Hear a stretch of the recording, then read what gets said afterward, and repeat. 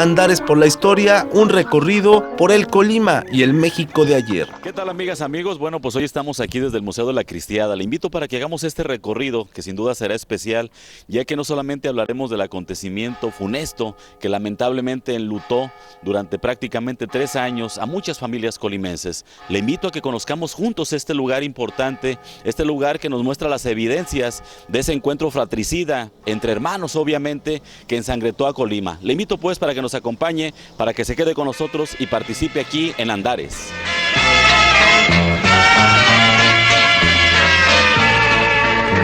El martes me fusila. Estamos en Andares, aquí dentro del Museo de la Cristiada. Quiero decirle que este lugar se ubica en Avenida Manuel, en la calle Manuel Álvarez, esquina con Aquiles Cerdán. Aquí lo encuentra usted y bueno, nos recibe su director, su fundador. Este espacio fue fundado en agosto del año 2004, lo que quiere decir que el próximo año estará cumpliendo precisamente su primera década de existencia, remando contracorriente, ese espacio que está abierto para todos los colimenses. Armando, vamos por el principio. Armando Castro. A sus órdenes, licenciado, gracias. Amigo, platícanos cómo surge esta inquietud de hacer el museo. Bueno, surge a partir de que mi abuelo Antonio Castro Verdín participó en el movimiento cristero con el grado de capitán primero, y mi abuela narraba sucesos importantes de este conflicto Estado-Iglesia. De ahí que me nació la idea de hacer un rescate de este álgido movimiento armado y rescatar las piezas para que la sociedad supiera de este conflicto. Vamos a hacer un recorrido más adelante y la gente se va a dar cuenta de la cantidad de piezas que tienes. Que hay que decir aquí que las expuestas no son todas las que tienes muchas más. Efectivamente, así es. Se hablaba de 7,200 piezas, alrededor de 7,000 fotografías y 4,000 documentos. Pues yo creo que ya hay alrededor de otras 2,000 piezas y unas 1,000 fotografías. Armando, este edificio, este museo, es un museo de origen particular, tuyo. Tú lo haces y de alguna manera tienes el apoyo del Estado, que entendemos por las propias condiciones del Estado, pues que te favorece apenas para pagar renta, pagar luz, pagar agua. No se cobra el acceso a la gente cuando viene aquí.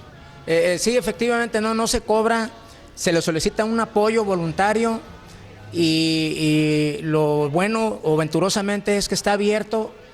A veces cerramos, pero por lo general está abierto y convocamos a la gente que venga a visitarlo y se refleja en su propia historia.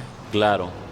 La gente que va a encontrar aquí, hablamos de la Cristiada en abstracto, pero ¿qué va a encontrar aquí la gente?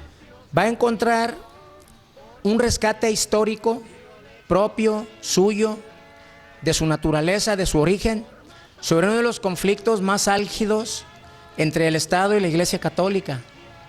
En Colima no hubo persona que no participara en ese conflicto. Directa o indirectamente, ahí está. Directa o indirectamente, exactamente, licenciado. Y va a encontrar una serie de fotografías en su mayor parte inéditas. Va a encontrar una sala de federales, de agraristas, gendarmes montados, mártires, sacerdotes, combatientes, mujeres, masones, gobernantes, etcétera, etcétera. Va a encontrar, por ejemplo, a un tío abuelo del actual gobernador. Efectivamente, va a encontrar el conspicuo jefe de las defensas sociales, Nemorio Anguiano, artífice del reparto agrario en la zona de Estapillo. Estamos aquí en el interior del Museo de la Cristiada, aquí en Colima, y vamos a iniciar un recorrido rápidamente junto con su director, con Armando Castro, para que nos explique de manera muy general lo que vamos a ir viendo. Adelante, Armando, ¿qué vemos aquí a la derecha? Licenciado, aquí tenemos una fotografía del iniciador del movimiento cristero en Colima, el general Dionisio Eduardo Ochoa, acejotmero. El temerario y temible Marcos Torres, legendario personaje. Asesinado terriblemente ahí en Santa Bárbara. En Santa Bárbara, agosto del 27. Lo acribillaron. Aquí tenemos algunos objetos piadosos y de culto del padre Enrique de Jesús Ochoa, capellán del movimiento cristero, objetos personales de Dionisio Eduardo Ochoa, fotografías de acejotmeros prominentes fusilados por fuerzas federales. Y luego tenemos acá. Acá tenemos una bandera original del segundo regimiento cristero y la de abajo es una bandera de la Asociación Católica de la Juventud Mexicana, ambas originales. Y seguimos con esta foto que debe ser muy importante. Sí, esta fotografía fue tomada en el año de 1925 en el Seminario Conciliar de Colima y se encuentra, digamos, la crema innata del ACJM, que fueron los que se levantaron en armas. Y luego tenemos allá la bandera. Tenemos una réplica de una bandera que se tiene aquí original, con la cual pues al grito de Viva Cristo Rey se levantaron en arma los cristeros. Y Por tenemos aquí algunas armas. Sí, por aquí tenemos un viejo rifle de 8 Springfield, un machete colimote, algún sable, una vieja pistola. Tenemos 2 carabinas 30-30 Winchester, un corrido cristero, una vieja pero bellísima montura. En plata, ¿verdad? En plata repujada, un freno, un sombrero de un cristero de Ocotlán, Jalisco. Y luego aquí tenemos más, sí, más rifles. Por aquí tenemos algunos rifles usados durante el conflicto cristero, son Mauseres de caballería, un Springfield español, algunos libros ya agotados, entre ellos está Pensativa, Sangre Fecunda, Sangre Fecunda, Estatutos Generales de la Guardia Nacional de Cristeros. Sí, así es. Que es una institución cívica, así le llaman. Así es, y México Cristero de Ríos Facios. Y luego entre las patas de los caballos. Entre las patas de los caballos. Diario de un cristero. Sí. ¿De quién es? Luis Rivero del Val. Del Val, sí. Me suena el nombre, ¿eh? Así es. Y luego seguimos con esa foto que tenemos aquí a la derecha. Por acá vemos una fotografía del general cristero Andrés Salazar, que fue jefe del 6º Regimiento Cristero y que muchos problemas, o más bien mantuvo en jaque durante 3 años a las fuerzas federales. La zona de Cerro Chino y la zona del Cerro Grande pues fueron sus reductos más importantes. Y tenemos aquí algunos sí, motivos de la época, ¿no? Así es. El metate. Este es un metate huilanche y una pequeña maquinita. Que eran transportables. Era transportable, ambos usados durante también el conflicto por personas del lado cristero. Y luego tenemos aquí pues todas estas vestiduras. Sí, tenemos aquí algunas fornituras. Fornituras. Unas viejas pistolas, unas fundas, unas espuelas colimotas, tranchetes, dagas, una navaja sacatripas. Sacatripas, el conocido como tranchete o uña de gato. Que era sí, al rasgón. Era el rasgón. Quiero ver. Así es, así es. Qué terrible. Qué sí, terrible, lo ve uno como un cuento, pero fue real. Fue real, sí, y son objetos usados, ¿verdad?, durante esa época. Y bueno, tenemos otras imágenes muy, muy ilustrativas. Armando, si gustas pasarte para allá. Sí, cómo no. ¿Esto? Sí. Esta es una fotografía tomada en el templo de Cuauhtémoc. Vemos al padre Batista. Aquí está. Al padre Batista, sí. Joven él. Muy joven. Y vemos al padre Ahumada. ¿Que está donde? Acá, del lado izquierdo, sí. Acompañado de la Asociación de Hijas de María, que tuvieron una participación muy sobresaliente durante ese conflicto. Eran las proveedoras de armas y de alimentos. Y de alimentos, Parque eran espías, efectivamente. Así es. Un cáliz. Tenemos efectivamente un cáliz, algunos candelabros, una custodia que pertenecieron al padre Mariano de Jesús Ahumada, objetos piadosos usados durante la persecución religiosa. Y algunos objetos de la madre María Cervantes, del lado sur de Jalisco, pues que también fue una persona que apoyó bastante la causa. ¿Nos muestra las fotos rápidamente, Armando? ¿Qué tenemos aquí en esas fotos? Adelante. Por acá tenemos la fotografía del general Enrique Gorostieta Velarde. ¿De Gorostieta? De Gorostieta, ya muerto en Atotonilco, que fue derrotado por las fuerzas del general Saturnino Cedillo. Por acá tenemos la legendaria fotografía de Marquitos Torres, ejecutado o sea, muerto a traición, acompañado de su asistente José Plasencia. Por acá tenemos a la mártir, conocido por la Grey Católica como la mártir Zenaidita Llerenas, que el general Charis la amenazó, la encarceló y murió. Tenemos aquí un cañón de fabricación casera, conocido como el Niño. El famoso Niño. El famoso Niño. Fue un cañón hecho con pedazos de metal, pero tengo entendido que a los 2 o 3 detonaciones pues dejaba de servir, se destruía. Lleven al niño, tráiganse el niño. Tráiganse el niño, sí, pero creo que fue un elemento bélico pues muy importante para... ¿Atrás qué tenemos, Armando? Sí, acá tenemos la fotografía del capitán cristero Félix Ramírez, conocido, reitero, por la Grey Católica como héroe de la batalla del Borbollón, porque Félix Ramírez y sus muchachos prácticamente acabaron con el 90 Regimiento de Caballería en la famosa batalla del Borbollón. El Borbollón está ubicado de San Antonio para arriba todavía. Así es, efectivamente. Y aquí tenemos a los hermanos Anguiano Márquez, vemos al general Miguel, Gildardo y doña Lupe, acompañados del capitán cristero Alonso, Jesús Alonso. ¿Este quién es? Este es el capitán Francisco de Paula López Capilla, miembro del Estado Mayor de Gorostieta. Ya. Un familiar de ellos vino y donó la fotografía.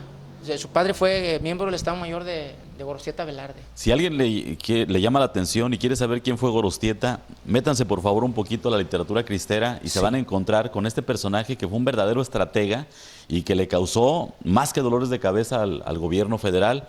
Actuó como mercenario al servicio de los cristeros.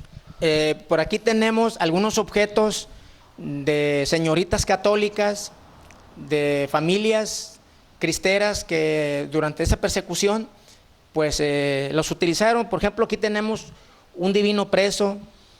Estando en la zona del volcán, pues ellos oraban con esas imágenes. Tenemos un cáliz, una patena, rosarios, fotobotones, unas vinajeras quintadas del padre Miguel de la Mora. Te invito a que continuemos. Sí. Pero Armando, tenemos más fotos que yo quisiera que la gente conociera, ubicara de alguna manera para tener la evidencia. Háblanos de los personajes que están aquí a nuestra espalda.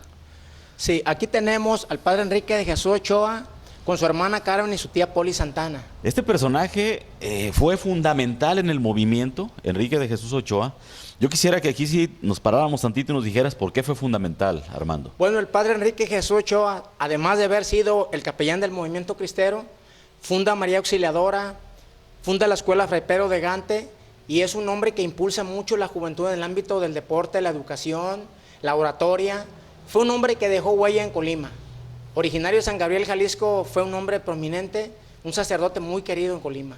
Y lo recordamos bien. No obstante que participó, pues. Sí, así es. Tenemos aquí otro personaje muy llamativo. Sí, este es el capitán cristero Martín Guzmán.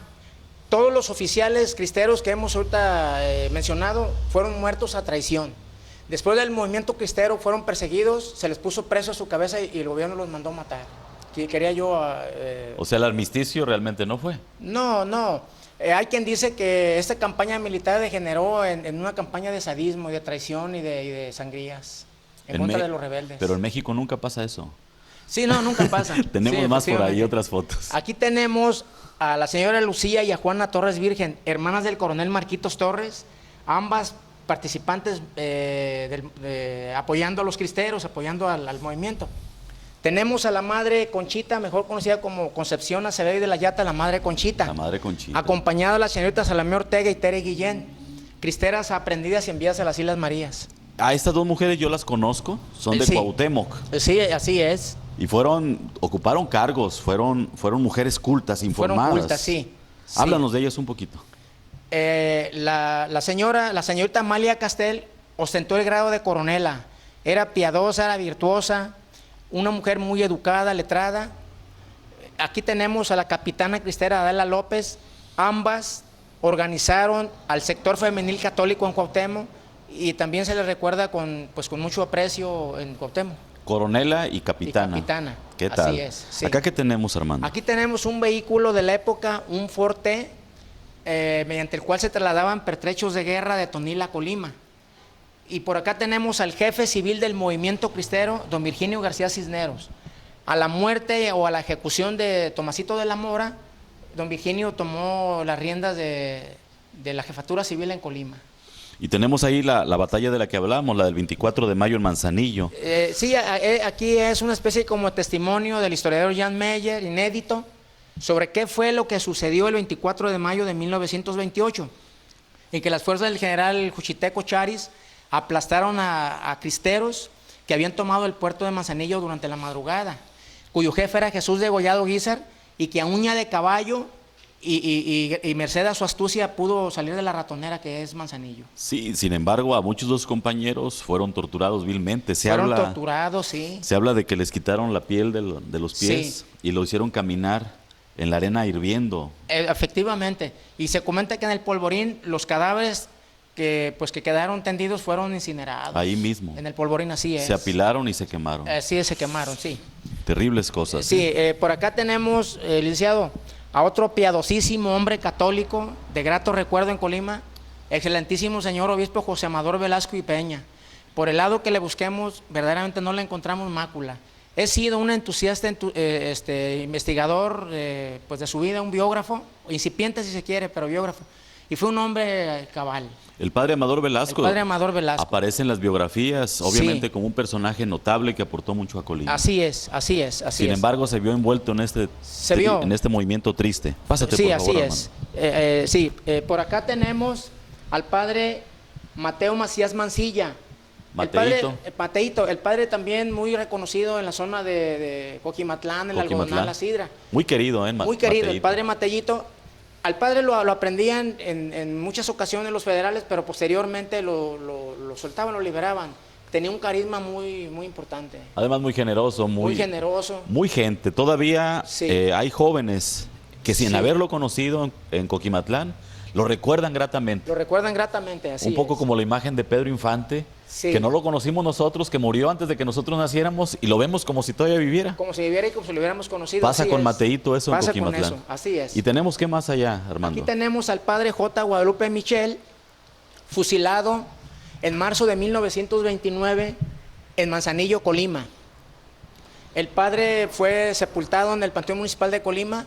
Posteriormente sus restos fueron exhumados y están depositados en Catedral, de aquí de Colima. En Catedral, en el Camposanto. Sí, así es. Tenemos otro cura. Tenemos al señor presbítero Francisco Rueda y Jiménez. De este señor sacerdote, cuando agraristas y soldados lo aprendían, lo hacían rodar, lo pateaban, le picaban con las bayonetas, Aprovechaban que estaba obeso, ancho. obeso. Pero finalmente salió libre y murió en 1938 en Guadalajara.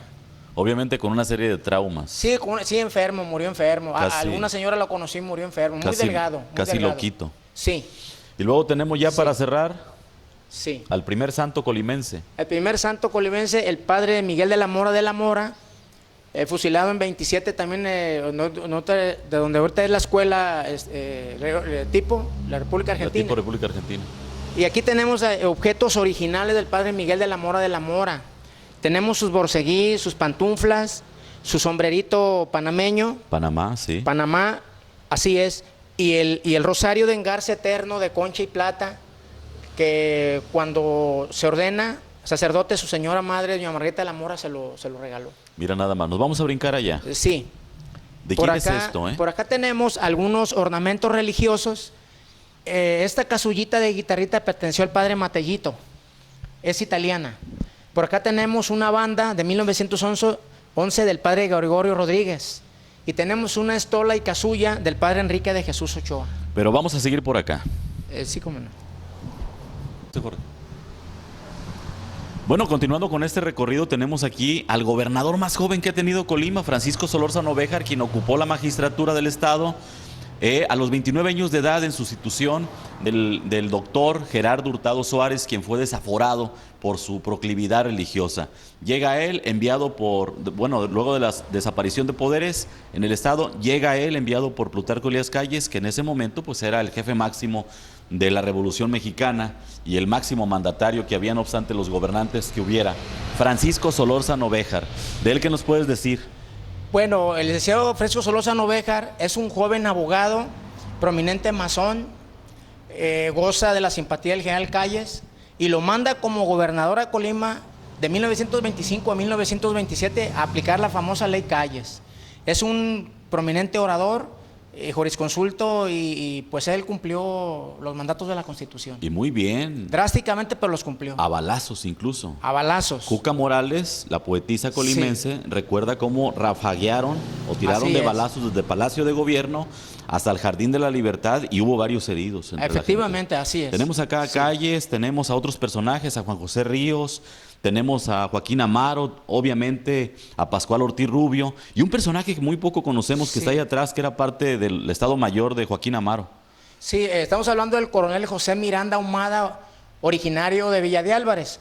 El general Amaro, viniendo en 1918 a Colima, lo conoció, se lo lleva a México, es un gran caballista, el coronel Miranda, y lo hace parte de su Estado Mayor. Y tenemos aquí, Aquí tenemos también algunos objetos del Ejército Federal, de oficiales del Ejército Federal.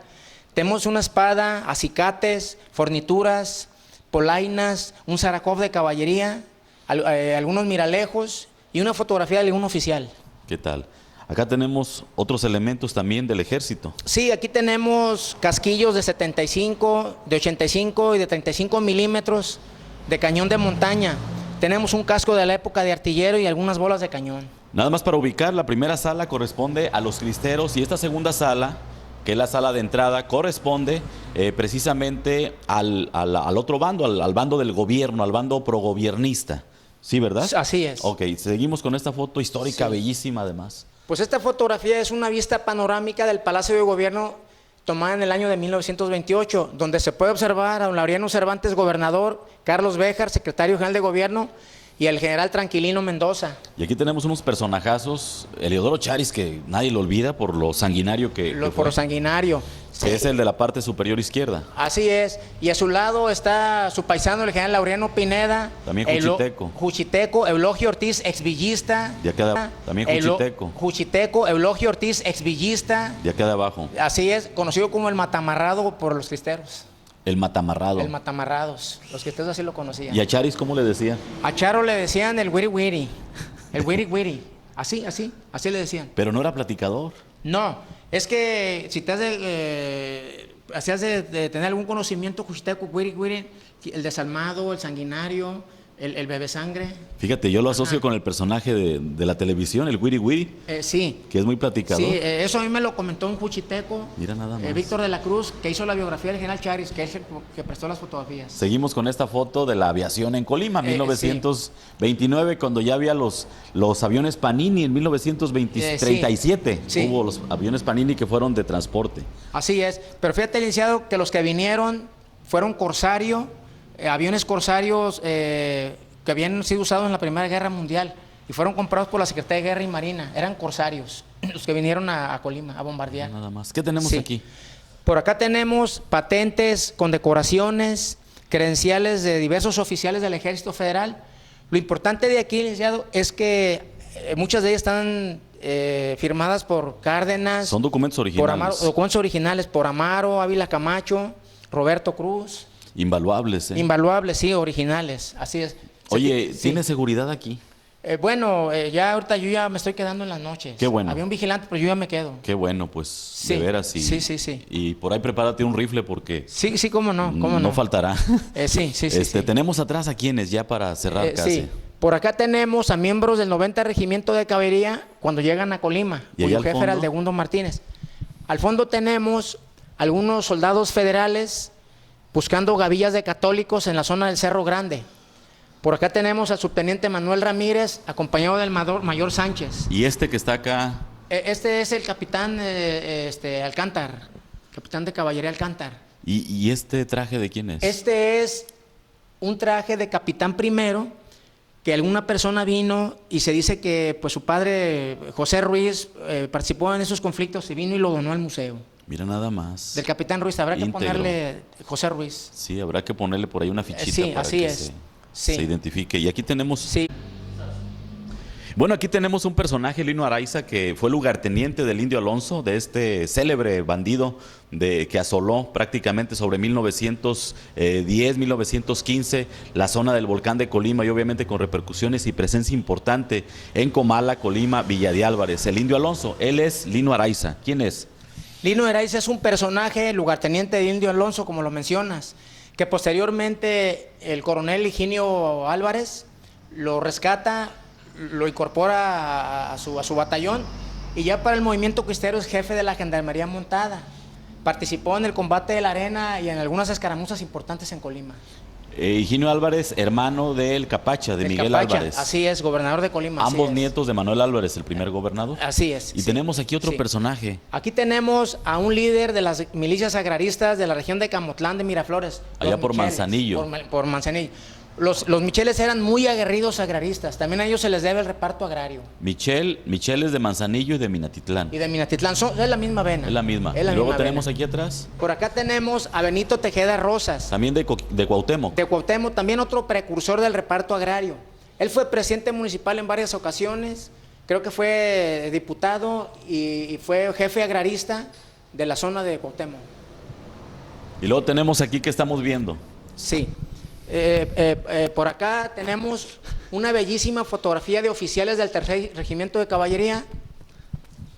¿Y le seguimos? Entonces, es un regimiento del Ejército Federal muy notable, que tuvo una participación durante el conflicto cristero amplia, y aquí trata de que pues, el Ejército Federal no era un simple instrumento del servicio del gobierno, sino era parte actuante de este conflicto Estado-Iglesia, y el pueblo conocía bajo el nombre de la Federación. Amigas, amigos, pues con esto prácticamente nos estamos despidiendo en este recorrido que hicimos rapidísimo, de veras muy rápido, y yo lo lamento personalmente porque seguramente usted no disfrutó como yo lo hice, como lo hizo Jorge aquí, nuestro camarógrafo, al recorrer precisamente y conocer las vivencias que nos transmite Armando Castro, su director, de manera muy puntual, de manera muy precisa. La invitación es para que usted venga, traiga a su familia, traiga a los suyos y se recree en este pasaje que tristemente es parte de nuestra historia. Armando, te agradezco mucho tu apoyo, el habernos recibido, tu generosidad.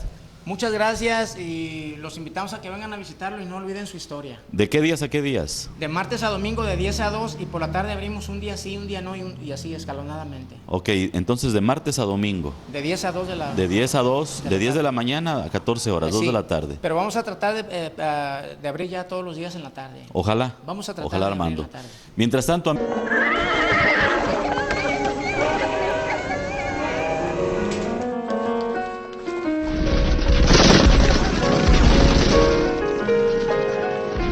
Andares por la historia, un recorrido por el Colima y el México de ayer.